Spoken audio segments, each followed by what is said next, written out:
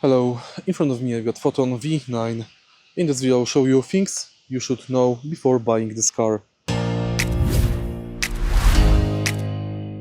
Let's start with the drive type. The car drives decently. Ride is firm but less jarring than some leaf spring rivals, and handling is stable even loaded, with limited body roll for big pickup. Power is adequate but not class leading.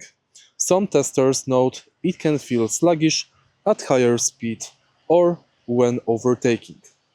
Cabin looks modern and premium-ish, but software and finish are step behind established brands.